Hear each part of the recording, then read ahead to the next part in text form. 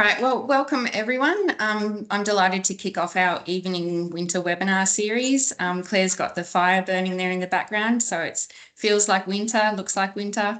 So as farmers, land managers and agribusiness professionals, you more than anyone else have a deep knowledge of how decisions you make affect ecosystems, biodiversity and livelihoods. Sustainability isn't just a buzzword for our sector, it's at the heart of why our producers are so successful. Sustainability in agriculture is going to be an ever-evolving process. Our producers are already at the forefront and have been for a long time of continually adopting new and improved practices. And this adaptability has always been and will always be crucial for our sector thriving. So our webinars will aim to equip you with the knowledge to keep making informed choices. Over the next few weeks, we're going to hear from a range of subject matter experts across a range of topics relevant to sustainable agriculture. But before we dive into the specific practices, I'll just make a quick statement that the information shared in the webinars is general in nature. While we strive for accuracy, it's essential to recognise that each farm, region and context is unique. Always consult with local experts and seek professional advice tailored to your specific circumstances. There is no one size fits all solution. So a quick outline of the webinar tonight. We'll hear from each of our speakers in turn, but we'll hold all questions until the end. Alternatively, feel free to put your questions into the chat and I can read them out at the end during question time. I'll now hand over to Mark to briefly introduce AgForce and the Sustainability Committee. Thank you, Annie, and welcome all to this webinar tonight. For those of you who are guests of AgForce tonight, allow me to briefly introduce our organisation. AgForce is a peak organisation representing Queensland's cane, cattle, grain and sheep and wool and goat producers. AgForce provides advocacy to advance sustainable agribusiness, and we strive to ensure the long-term growth, viability, competitiveness and profitability of our sector. Over 6,500 farmers, individuals and businesses provide support to AgForce through membership. We thank all those members present tonight for their ongoing support for our mission. Sustainability is among the key policy areas for advocacy at AgForce. We have a sustainability committee which I chair, and Annie is the secretariat. Our committee members own and manage cattle, sheep, cane and grain properties, and we're also fortunate to have members and our corporate partners, Nutrien, AACO, Tyne and McCartney. Together we meet to discuss and coordinate efforts around sustainability policy for agriculture. We have identified that there is a key need for continued education and informed dialogue, which is why we have convened these series. We welcome feedback, and we are a member-based organisation, and thank you for your attendance tonight, and I'll pass back to Annie. Okay, thanks, Mark. So tonight's theme is industry and academia, combining to understand carbon. Our first presenter is Professor Richard Eckard. Richard is the Director of the Primary Industries Climate Challenges Centre at the University of Melbourne. Professor Eckard developed the first greenhouse gas accounting tools for agriculture, which have become part of a nationally recognised framework. And I've just decided to call him the Gandalf of carbon. So I'll leave it with you, Richard. Thank you very much, Annie. Good evening, everyone. Here's Gandalf speaking to you. It probably just reflects that I've been in this area for about 20 years, and 18 years ago developed the first carbon accounting tools when nobody cared. Now it seems everyone does. But let's talk about carbon farming and how we are going to work towards a different greenhouse gas target. Now, there's also talk about government targets and international targets by the Paris Agreement. I think what really matters is what's on the screen here, is what is your supply chain doing?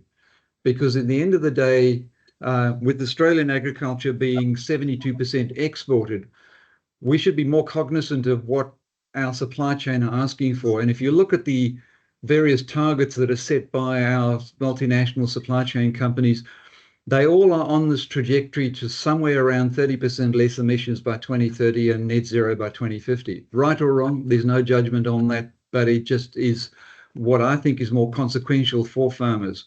And so we'd probably say a lot of the government targets are actually following rather than leading where our supply chain are going. So it's important to know that. So we hear terminology about offsetting and insetting is kind of this new terminology. Let's just define what we're talking about.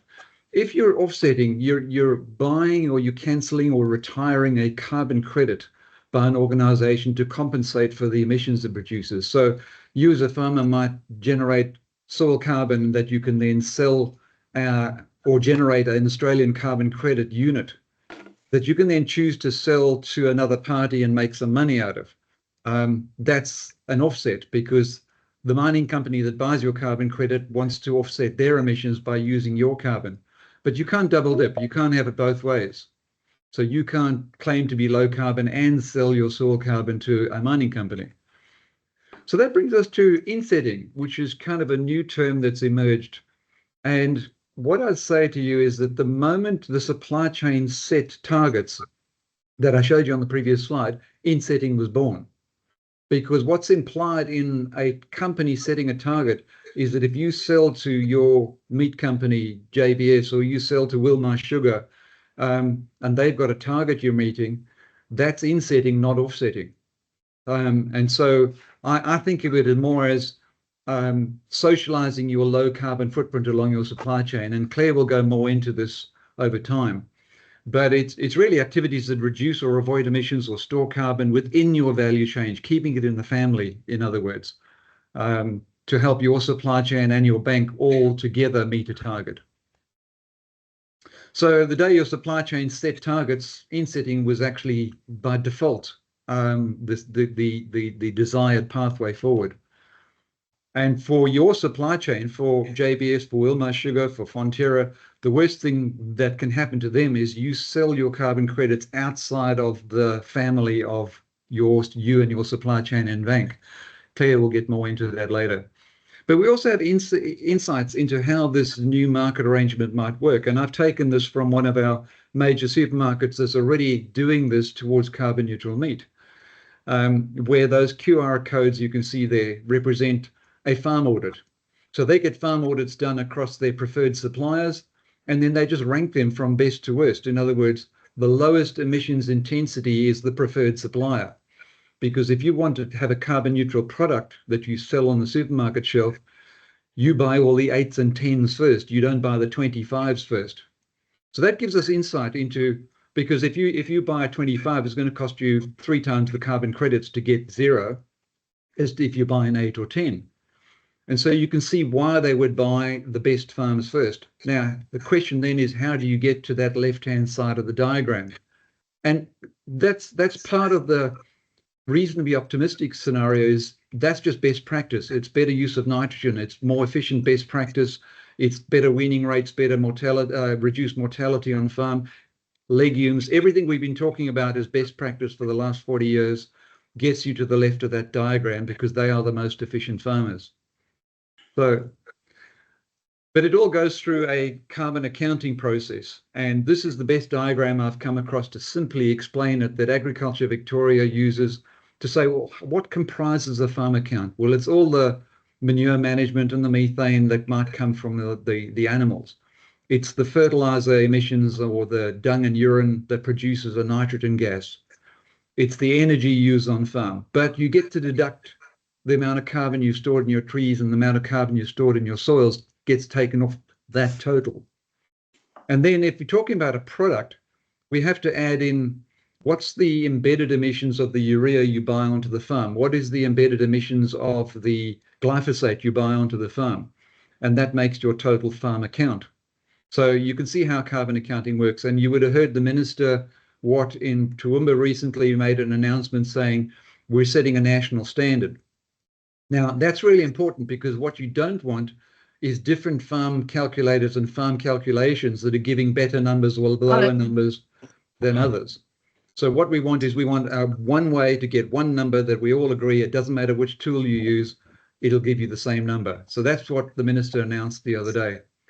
But what these tools give you is a profile of your farm's emissions. You've got dairy at the left, rangeland beef in the middle, and maybe a grain system on the right. But you can see they're fundamentally different. So each option they've got is different to move forward. Dairy uses a lot more nitrogen than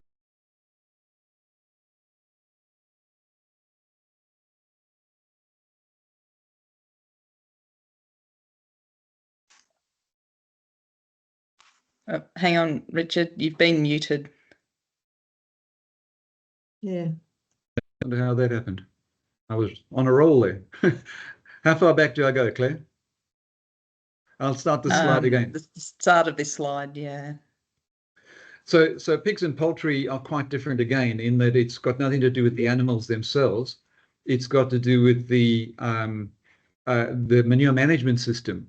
So that technology is fairly well established, whereas cotton, it's really around nitrogen fertilizer. In rice, on the other hand, it's really because we flood the rice field with a lot of organic material, it produces a lot of methane. Now, we already know that for rice, we can halve that overnight by just changing the level of inundation in the rice field. So their options are quite straightforward. But to finish off, I think it's important to keep the big picture in mind. Today, we focused on carbon. Tomorrow, what are we focused on? And we talk about ESG, environmental, social, and governance. And this is the work we did with the Australian Agricultural Sustainability Framework. And what it shows you, if you look at the top row, it's all about greenhouse gases. But look what comes directly afterwards is biodiversity. And after that, water. And so let's not get myopic on carbon and lose out on the next ESG, which plays into some industries pretty strongly, that some of our industries have very good biodiversity inherently. And so keeping these all in balance when we're trying to present a balanced portfolio to the world around how sustainable we are in agriculture. So let's keep in mind that the arrow is pointing very strongly beyond greenhouse gases to biodiversity. So to finish off, what do we recommend to farmers? Well, first of all, know what you're up for. What's your farm number? And there's a number of accounting platforms you can use to do that that are available already. And then talk about how you can lower that number, because we already know from that previous diagram, the most efficient farms have got the lowest number. So that's current best practice. Go to your RDC, go to your industry body, download the best practice manual and follow that, because the lowest number is the farm that's got the highest weaning rate, highest turnover rate, highest nitrogen use efficiency. Then go to your supply chain and figure out, well, what are they expecting of you? If you want to sell to them by 2030, what do they want? Then you go and take financial advice and say, well, I could go and generate a carbon offset and make some short-term impact and put the capital into the farm. Or I could go to my supply chain and negotiate a deal with them, which Claire's going to talk about. Or I could just market low carbon product or carbon neutral product. Those are all options for the future, but you need solid financial advice for that. Thank you. Oh, thank you, Richard. That was really interesting. Just been hearing that there's a few people just sort of slowly joining because Eventbrite apparently stuffs people around a little bit the first time maybe they've used it. So we've been steadily bumping up our numbers, but we'll see. Hopefully we can always recap if necessary. So our next presenter is Claire Mahony. Claire is Head of New Ventures and Innovation at Australian Agricultural Company Limited. Claire is currently leading activities at AACO to understand methane mitigation technologies and application, particularly in extensive grazing operations, with a focus on creating value for the beef chain. And Claire's also a member of our sustainability committee at AgForce, so we're really pleased that she'd agreed to present tonight. Thanks, Claire. I'll hand it over to you. Thanks, Annie. Thanks for that introduction. So I'm going to follow on from Richard by just taking a little bit more of a industry focus and talking a little bit more detail about insetting, because it's a much newer concept than offsetting, I would say. And yeah, but I'll certainly refer to some of Richard's material, and as Annie said earlier, open then to a lot of questions at the end. So the agricultural industry, we're trying to balance, pressure to increase or maintain food security. We have targets to build a $100 billion industry by 2030, and then there's also targets around zero net emissions and specifically reducing methane. And as Richard alluded to, more and more now there's this emerging pressure or discussion around supply chain partners and their specific targets. So that's creating new reporting requirements and consumer expectations, as well as supply chain pressure. But there's still also that potential opportunity in terms of the carbon markets that have been established and emerging markets, both in carbon and biodiversity as well, which won't focus on tonight, but certainly agree with Richard's comments around that's the next phase. Just makes it even more complicated when we start trying to talk about that as well. So we'll try and keep it to carbon a bit tonight. So there's certainly a need, I think, in industry for particularly livestock producers, and I probably will be focusing a bit more on livestock given that's my background. So there is growing pressure to sort of educate ourselves and understand risk or opportunity.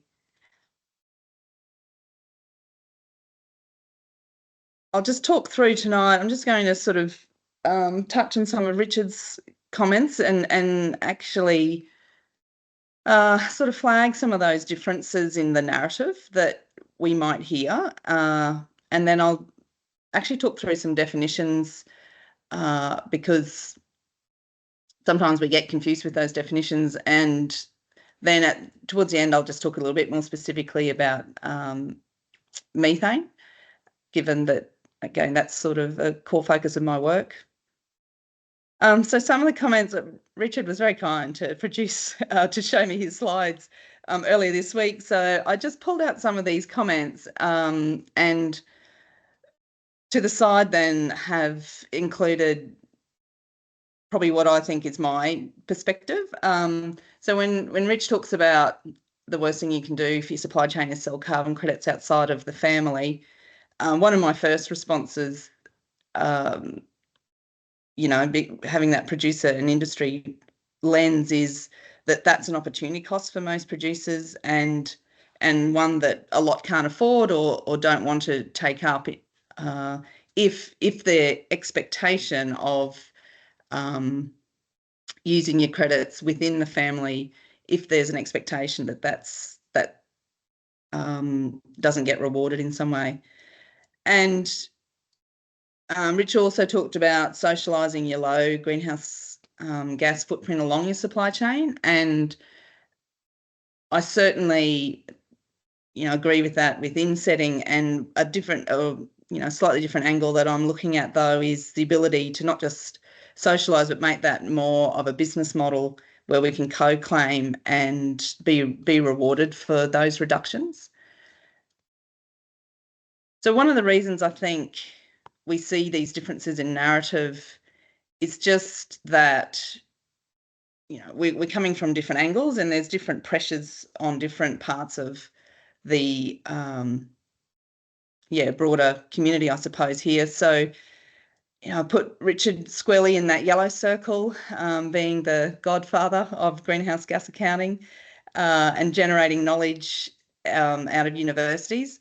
And then, of course, I'm sitting in that blue circle and probably a lot on the call, I assume, being in business, being part of, if not a corporation, a family business. So very driven by revenue and sustaining the business over the long term. And then there's obviously government pressure as well. And in the middle there, they combine, in my idea, to create a market. So if we sort of break that down a little bit more,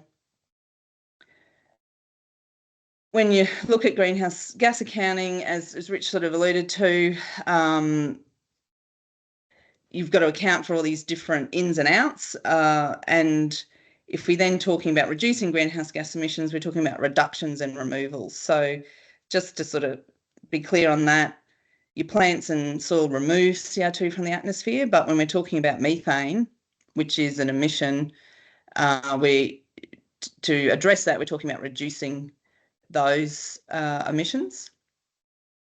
And then there's also a difference between reporting and participating in a market in terms of quantifying your emissions.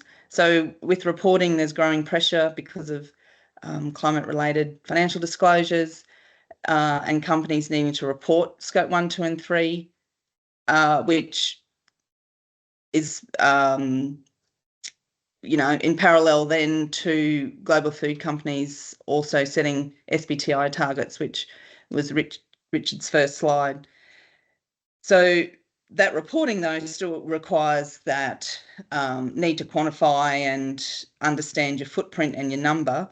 And then taking that a step further is if you certify that and actually create a credit and use that in a market situation. And then we, as corporations, so this blue circle, then we're participating certainly in agriculture in a supply chain of some sort. And so it's just going to touch on as definitions and differences between Scope 1 versus Scope 3. And probably the main takeaway here is that as cattle producers, we emit, or our cattle emit Scope 1, our methane are Scope 1 or direct emissions. But then other parties in the supply chain have to account for those as their Scope 3. But you only have the one, it's the same tonne of CO2 equivalent that's being counted, which becomes important when we talk about insetting and co-claiming. So Richard gave a breakdown of insetting and offsetting, and the only extension I'll make on that, there's some detailed explanations there, but Richard did a good job. The only difference I will sort of talk to is insetting. There is a difference between insetting in your own business, potentially for, carbon neutral claim or similar, or to just report your own reductions, versus insetting across the value chain. So the diagram on the left, which shows that difference with when you inset within your value chain versus your own business, and then still you're offsetting those when you sell it outside of the value chain. So I think that all aligns with Richard's definitions and explanation, and I'm just going to focus a little bit more though on how we inset within the value chain and even broader across a supply shed, and what that might allow us to do from a producer perspective with making it more viable. So to me, insetting isn't just about supporting your supply chain or the family. I'm definitely calling you the godfather, Richard, when you start using terms like that. But for me, and as a producer, I think it's really important that insetting allows us to co-claim across our supply chain or within our supply shed, and that that allows us to get rewarded for it. Because when you look at that Scope 1, Scope 3 model, in our supply chain, the downstream actors, like the processors and retailers, they physically can't change those Scope 3 emissions. It has to be the producer that makes those changes. So co-claiming then, so if you move from left to right, you move your meat down the supply chain, and as I said, your Scope 1, so the same tonne of CO2 equivalent then has to get reported. So when you think of it that way,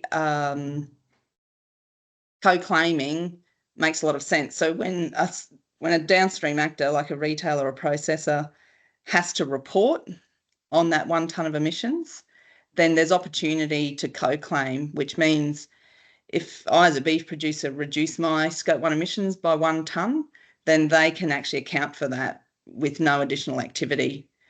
And then my additional sort of statement on that is, well, how do we share the cost and reward the producer for that activity and allowing that co-claiming and overall ability to report across a supply chain that there's lower emissions in the system. So if we just break that down a little bit in terms of my perspective, when we talk about creating a credit, now whether it's insetting or offsetting, there's actually really similar processes that have to happen, because you've obviously got to undertake an activity to either reduce or remove emissions, and then you need to quantify and certify that. And to certify a credit, you're using rules that are set by the Greenhouse Gas Protocol, and then there'll be a registry involved. And so you're probably all very familiar with the Clean Energy Regulator. So our regulated ACU scheme in Australia, they act as a registry, but then there are also voluntary registries. So each of those registries will have a set of methodologies, which is, so Richard's written half of them in Australia, or maybe more than half, but they're a set of guidelines. So they have the equations that are needed to actually quantify and be able to certify credit. So you move through that process, and then you get to a point where you need to decide what you do with that, and that's where these options of offsetting, insetting across the value chain, or insetting to claim become options for landholders. And the one in the centre, insetting across the value chain, is definitely the newest. But then at the end of that, you still need a customer who's willing to pay for the benefit. And that's probably the more challenging part of insetting across the value chain, I think, because there's a lot of historical expectation that producers will just make those reductions for market access. But I'll talk in more detail about methane specifically and some of the costs involved and why that's quite challenging. But either way, whether you're offsetting or trying to generate a claim for carbon neutrality, you still need a customer who's willing to pay for that claim or credit. So I'll just move a little toward a bit more specifically into methane and talk about that more specifically and some of the numbers around that and some of the actual technologies. But if we take the first half of that sort of carbon credit supply chain, we're looking to undertake some kind of activity, and so that's where our technology sits. So our feed additives, or potentially in the future vaccines. This is when we're talking about direct methane reduction. And then we need to be able to quantify it and certify it if we want to make a claim or generate a benefit. So these are some of the existing technologies. And so that x-axis technology readiness level is just, so this is very schematic, and this is, anyone who's got questions about this, Richard's here to support me at the end, because he can quote every published scientific journal article relating to this, but I'll explain it hopefully from just a high level, more practical sense. So yeah, the options towards the right hand end of this graph are available, commercially available, and if they've got a tick beside them, that means that there's been a methodology developed. So you can actually quantify and certify. The green circles have shown in scientific literature or scientific trials that there has been productivity gain with those, but as you can see, they also end up, not end up, but they are on the lower end of the abatement level, which is the y-axis. And the black lines, by the way, are just sort of the range and some of the results that we see when we look across the scientific literature. So what that means is, yeah, the shorter those black lines, the more confident you are in the abatement. Whereas, see biochar there on the end, there's some really good results, and then there's some work showing that you get no results. So it just shows a high range, and it makes it more challenging to be able to get to a point to claim a reduction. And in the question time, I'm happy, sort of Richard and I could probably share the floor with any questions specifically about some of those technologies. But yes, my main sort of point here is the science in the technology itself is one thing, but without a methodology to claim it, I think we're missing a whole step. So it's very important that we get to that point. With methane, and when I look at methane and solutions, it's probably when it becomes most important for me that we find a solution that is viable for producers, because what this table is showing is a range of products. So these are feed additives. And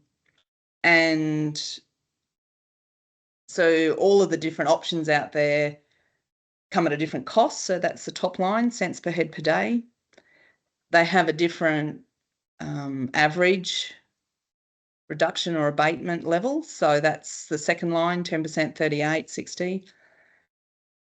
So combined, you then end up with effectively a cost of goods to generate a tonne of CO2 equivalent, if you think of that like any other commodity. And so there's quite a range in those prices. And then when you think about that, even at a price of $60 per tonne, which is quite a bit higher than the current ACU carbon credit, but we're still struggling to see even how a carbon credit can generate value. And I've broken that into commercially available and in development. And it's interesting that the ones still in development are targeting a lower cost in terms of cents per head per day. And certainly some of the discussions I have, that's that whole market feedback about there can't be uptake unless it's a more viable proposition here.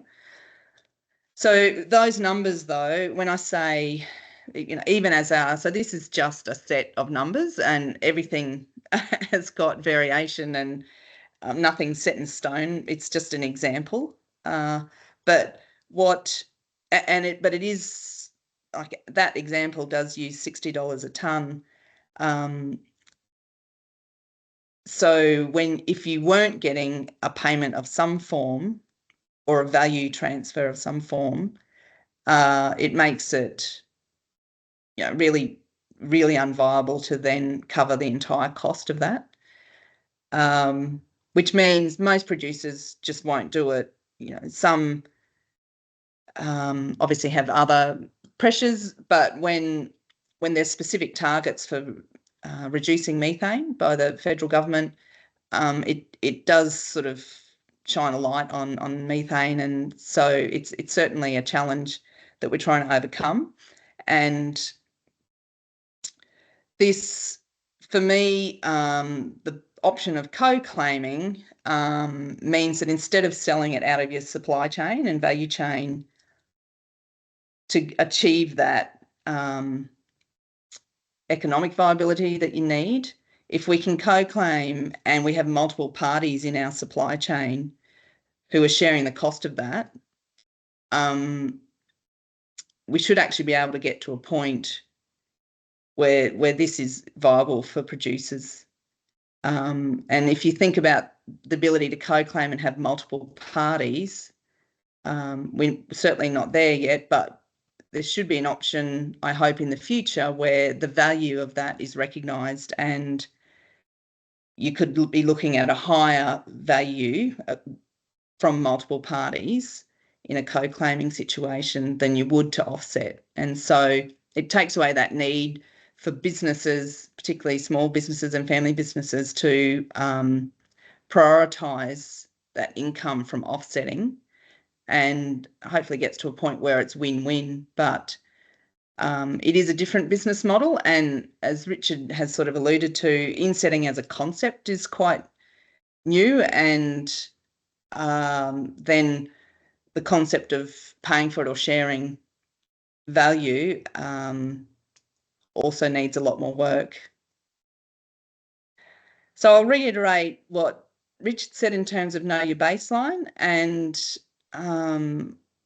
assuming most of you are connected to AgForce or direct members, but your ag care assessment does include carbon modelling. So certainly it's a tool that's available, as well as the others that Richard mentioned. I also support what he said in terms of know what your supply chain expectations are, and also support that insetting is a good thing for agricultural supply chains or the family. But my additional comment would be that we as producers need to be rewarded, and particularly for methane, because we're still quite a way off, I think, from having effective solutions that we can have enough confidence in to create a methodology and be able to claim. So there is a bit of a time lag there, I would say, for any kind of widespread uptake of the actual interventions, let alone the maturity of the market, if that's what we need in terms of insetting to make that viable. And then protect your data. I think insetting and the reporting requirements for climate-related financial disclosures, and the need for global food companies to meet SBTI targets certainly is highlighting the value of data. And my point earlier about someone's Scope 3 emissions downstream in the value chain are our Scope 1 emissions, and we're the only ones that can change that. So we need to ensure that we're putting ourselves in a good position as producers. So knowing your the value of your data, I think, is quite important. Thanks, Annie. Thanks, Claire. That was excellent. There's so much to digest there.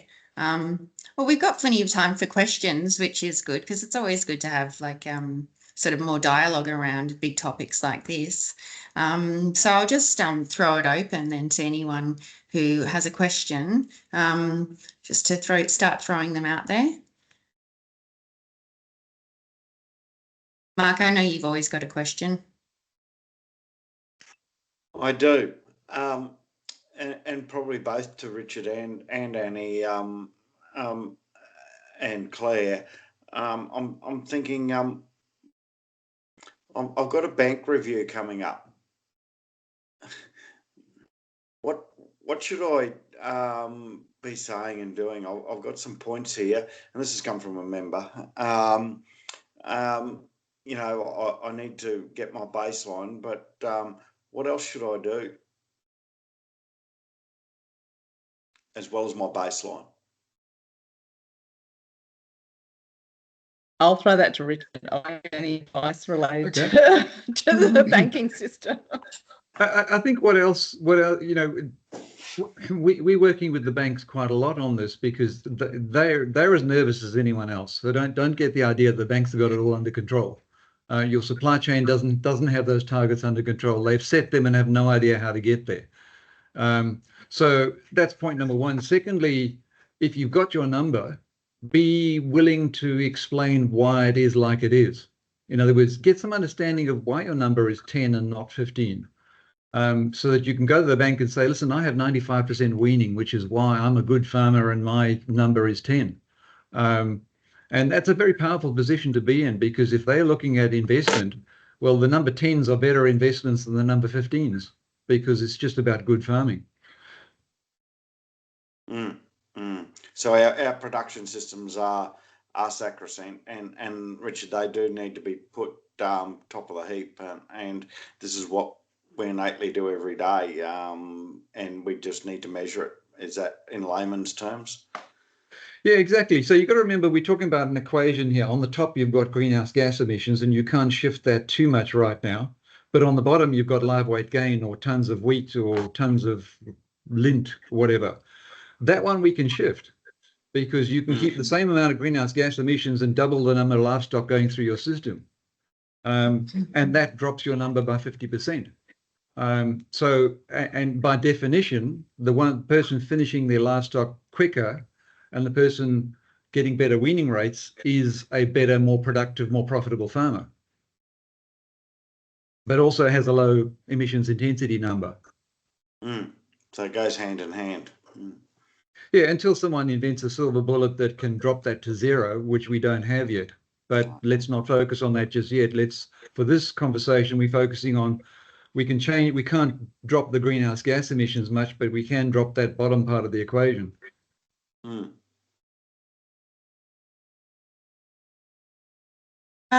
I have a question for you.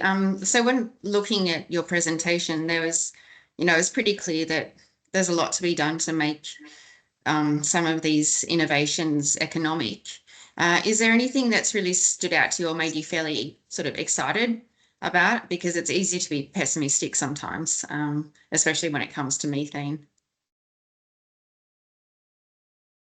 I'm excited. I think there's sort of a second wave of technologies that are coming along that are very much more focused on the price point. That is something, and what's actually happening in the rumen, in terms of, so you reduce methane, but methane's in the rumen to suppress hydrogen or use up hydrogen. So there's still a lot to be understood around the function of the rumen and how we might achieve productivity. So, I mean, methane is an energy loss. If we can shift that in the right direction, specifically to propionate, then you should be getting a productivity gain. So there's, I think, a lot more awareness around function of the rumen and trying to achieve a productivity benefit as well as a methane reduction and price point. So yeah, I'm excited about where that thinking's going, and yeah, Richard's certainly much more entrenched in all that science than I am. I'm probably sort of more on the commercial end, but that is, like, I think we will find solutions, that's for sure, that will be viable in the future. And I think there's a lot of really smart people putting a lot of work into it. I think just from an advocacy point of view, sometimes it feels to me as if there's an expectation that science is going to solve all the problems. And we know that science often, it can be a long process, it can be a slow process. And sometimes, as Richard outlined earlier, there's more questions than answers that pop up throughout the course of, conducting scientific R&D. But do you both, Claire and Richard, feel fairly confident that, we can make some good inroads with the scientific R&D? Or do you think that we're, setting our hopes too high in terms of what that can achieve for our sector? Because we're already a sector that's pretty advanced in pushing the science and pushing production systems as hard as we can. Yeah, Claire, I might start off. Yeah, look, will we get to zero? No, you can't get to zero methane in the rumen. I mean, it only took 50 million years to evolve to where it is today. So it's not like we're going to turn it over overnight. Can we reduce it? Yes, most definitely. 20 years ago, we couldn't reduce it much at all. And now we've got products in the marketplace that can do 80%. So will we get there? The extensive grazing industries, you've got to think about logistics. Will we ever get to zero methane in the Kimberley where we don't even know how many cattle there are, let alone know where they are? That's a problem, a logistical problem rather than a methane problem. But to give you some idea, the methane vaccine program's been going for 25 years now. Is that because they failed? No, because it's just damn hard. The rumen only has 10 to the power of 11, so that's 10 with 11 zeros on the end. That's the number of bugs per cubic centimetre or milliliter of rumen fluid. They know how to adapt to life very carefully. So can we reduce it? Yes, most definitely. Will we get to zero? Probably not. There is discussion about, does methane need to be zero? And I think there's good literature coming out of New Zealand saying no, it doesn't. To actually lift its fair share of the weight, it probably only has to be about 50% less. So do we need to get to zero? Maybe not. My other tricky question for you is, sometimes I feel like we live in an age of unreason where we fail to get across scientific and logical arguments when it comes to things like greenhouse gas emissions. And that's a particular challenge for agriculture. Do you have any comments around that, Richard or Claire?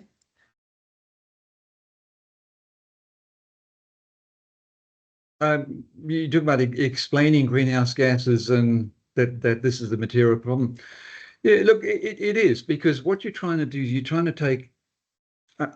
I refuse to talk about climate change as a science because I think I'm not qualified enough to talk about climate science. And we've got a lot of armchair people out there claiming to talk about climate change, but it's such a complex topic. Tell me about bugs in the room and I can tell you lots about it, but don't ask me how the atmospheric chemistry works. So I think that's a bit of a problem where you've got highly complex science telling us what's happening in the atmosphere, and you're trying to communicate that to people that are just not vaguely in the space. I'm full-time in the space and I barely understand it myself. Not enough to feel like I'm qualified to tell other people. And unfortunately, a lot of armchair scientists out there claiming that this is right or this is wrong, when you're trying to distill down something that's highly complex in how why is the southern tip of New Zealand cooling down and not heating up?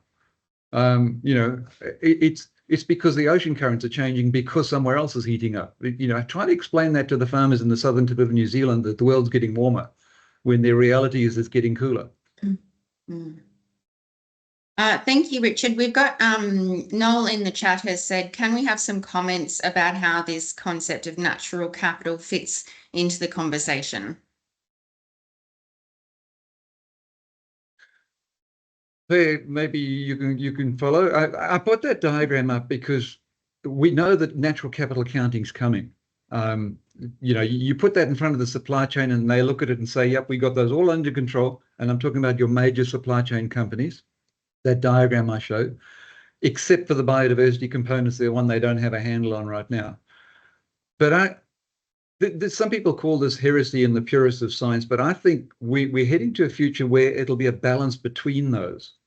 In other words, some farms will get greenhouse gases low and have no biodiversity to speak of. Other farms will have plenty of biodiversity, but you think of a northern cattle station that the termites are producing more methane per hectare than the cattle because you've only got one animal to 50 hectares.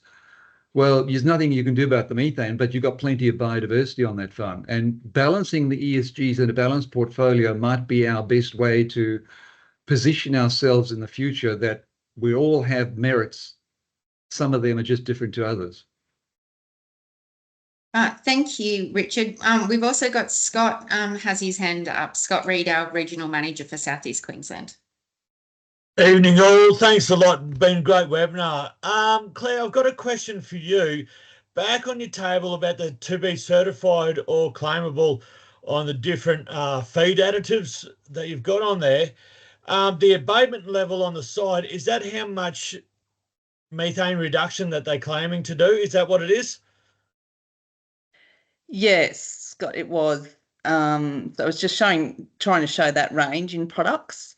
And if you look at all the published literature, so the range in different products, was one thing. And then when you look at the published literature, even your individual products gets quite a range of results. And so to then be able to make a claim, you get smart people like Richard to do a meta-analysis of all the scientific literature and come up with an average to build an equation, but you need a lot of work to support that. But yes, that is, you interpreted that graph correctly. Yeah. Yeah, no, thanks. It was just very interesting seeing, like, especially Asparaginopsis and Bovio, with the amount of work that's been done on it, such huge variation in the results too, which is quite amusing, sitting back and watching it. Yeah, and especially, and you know, you dig into that, and even what has been published, it's still heavily weighted towards dairy, feedlot, and then, you know, rangeland work is much more complicated and therefore underrepresented. So, yes, it's a challenge for sure. No, thank you very much, Claire. Thanks, Scott. We've also got Adam with his hand up. Adam Armstrong from our Sustainability Committee. Thank you, Annie. Just a question for Richard.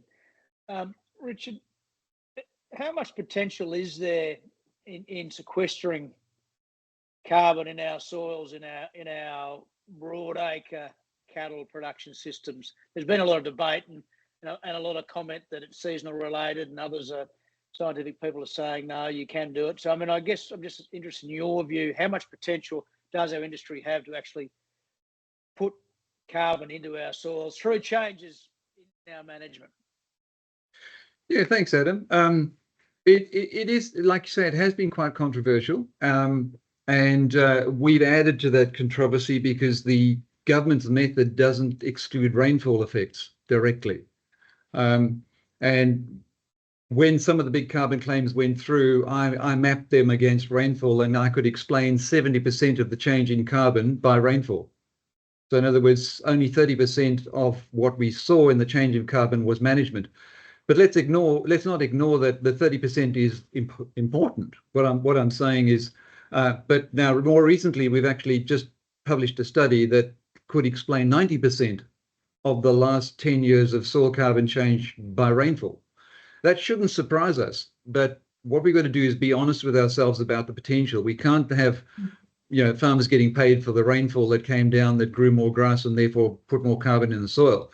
That's not an honest reflection. But we also mustn't lose sight of there's a 30% there that is your management.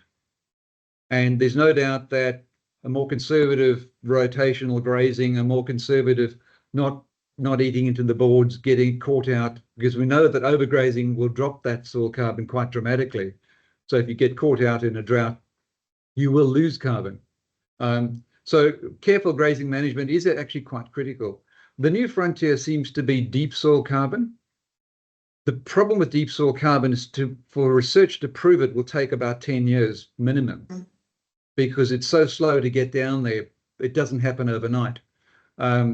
We can assure you that happens. So if, for example, you had Aristida dominated grassland and you eventually restore it back to Themido or Mitchell grass, well, you'll be putting carbon down in those deep layers, because Aristida only goes down 1 meter and Mitchell grass goes down 4 meters. So you'll definitely be putting carbon down deeper, but it'll take you a decade to actually achieve it. I guess I'm just bringing the reality check in to say it happens, it's worth doing, but it's not going to happen overnight. Thank you.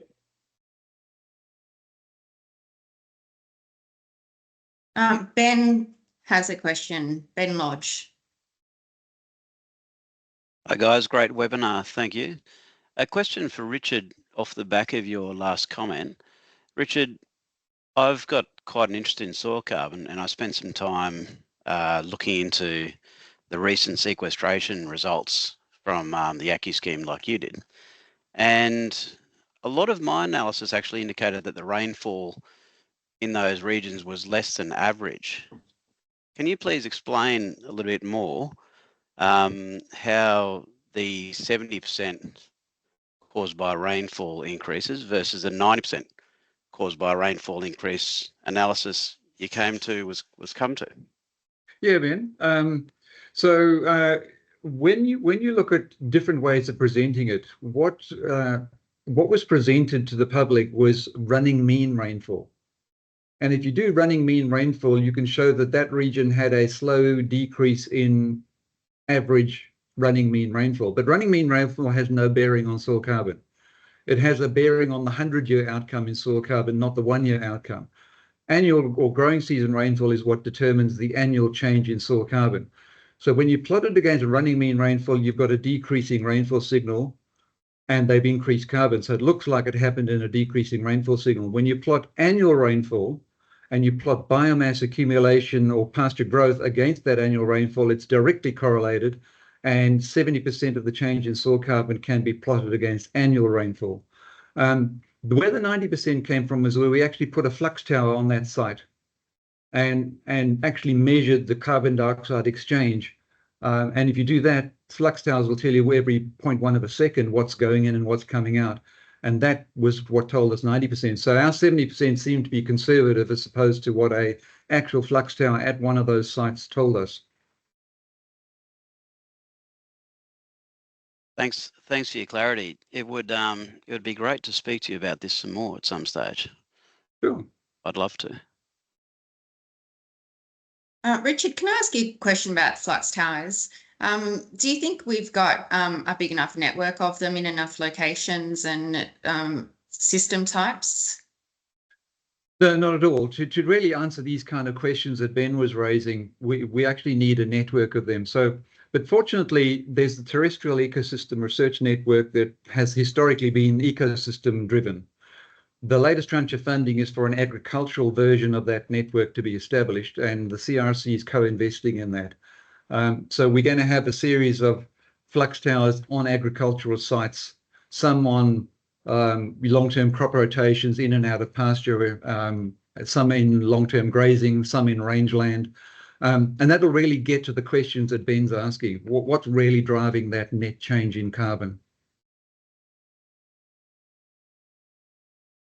So it is happening. Great to hear. Well, look, we've got, we're pretty much bang on 7 o'clock now. Was there any final questions before we bring this to a close? No? Well, thanks again, Claire. Thanks for Richard. Thanks to Philippa in the background, who's been organising a lot of this, you know, the administration coordination. Thank you so much to everyone who's joined tonight. Come back and join us on the 27th for our next webinar, when we'll be hearing from sustainability specialist and regional engagement leads at Telstra, who are going to talk to us about practical examples for the farming sector and the game-changing role of AI in some of that, as well as other technology. So look forward to hopefully seeing you back on the 27th. And thanks again to our presenters, Claire and Richard. Thank you. Good night, all.